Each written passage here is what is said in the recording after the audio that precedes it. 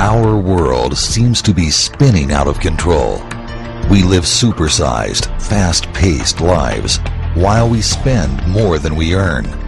USA Today has published that obesity has been classified as a worldwide health disaster. The rate of obesity in North America is a staggering 65%. Is it possible to take control of our lives and reset our future? Don't you ever wish your body had a reset button? With USANA's 5-day high-fiber cleanse, you can make a clean break.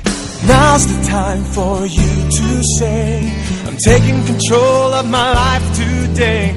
Now you got the vision, you got the plan, and you got the knowledge that you can. So what you'll get is what you said. So reset your life. Reset your life. Reset your life. I want to congratulate you on your decision to reset your health. We designed the Reset program to help you kick your carbohydrate cravings, reset your metabolism, and start down the path toward a new and healthier you.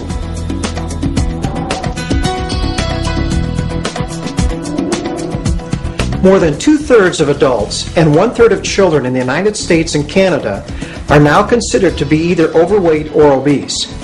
1/3 of the adult population is presently on a diet, and another third is trying to maintain their weight. In the U.S. alone, we are now spending more than $30 billion each and every year on diets. Unfortunately, many of these diets simply do not work. Medical studies show us that nearly everyone who loses weight on a diet will gain all that weight back and more in just a couple of years. No wonder people are so discouraged. Still, the question remains, why don't diets work? The first answer is simple. Because diets are a short-term solution for a long-term problem. Another reason diets don't work is because they are not balanced. First, we thought the problem was too much fat in our diet. Then we felt the problem was too many carbohydrates in our diet. However, in order to maintain optimal health, you need to be consuming a balance of good carbohydrates, good fats, and good proteins. But the most critical reason that diets do not work is because they fail to address a possible underlying cause of many obesity cases today, which is insulin insensitivity. When you are not as sensitive to your own insulin, your body not only begins storing additional fat, but it also literally holds on to that fat like a sponge holds on to water. In 1981, Dr. David Jenkins introduced a new concept for how quickly our bodies are able to absorb long chains of sugar, which make up carbohydrates.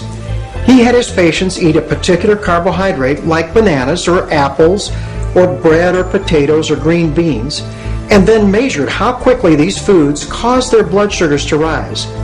He then compared this rise in blood sugar to a controlled carbohydrate, which in most cases was glucose.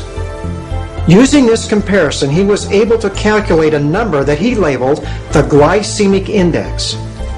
Dr. Jenkins shocked many by finding that certain complex carbohydrates found in our breads, flour, rice, cereals, and potatoes actually spike people's blood sugar faster than if we were spooning table sugar onto their tongue.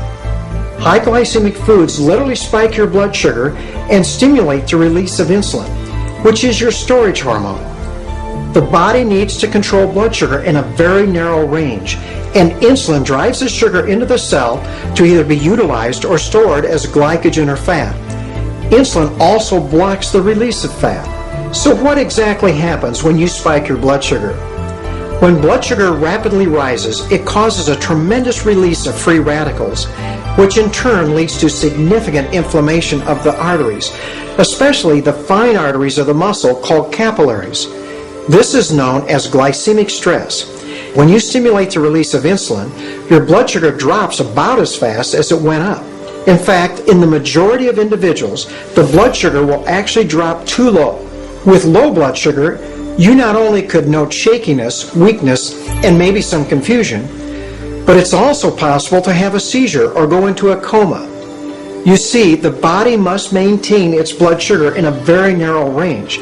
because low blood sugar causes the release of stress hormones like adrenaline or cortisol. And even though the blood sugar will eventually return to a normal range, you are often left with an uncontrollable hunger. You just have to eat something, and you usually crave another high glycemic meal. In fact, studies have shown that people who eat a high glycemic meal actually eat 80% more calories during the rest of the day when compared to those that eat a low glycemic meal. Much of what we have been calling emotional eating or cravings are really just this vicious cycle. It is important to realize that your muscle actually becomes less sensitive to your insulin even before your fat cells do. Therefore, your muscles, which normally take up 85 to 90% of the calories from your meal, are not able to utilize the calories normally from any meal or snack. It is like someone has switched the tracks on your glucose train from your muscles to the fat cells of your abdomen. There, the glucose is converted into fat, which is another job of insulin. You see, when you become less sensitive to your insulin, a calorie is no longer a calorie. You begin gaining weight and you really don't understand why. So what is the answer to this dilemma? In my practice, I have found that a simple and convenient regimen of low glycemic, balanced foods can reset the body at the cellular level to store less fat. Most people can make this change in about 5 days. They are then primed to reverse this glycemic stress, end their carbohydrate cravings, and become more sensitive to their own insulin again.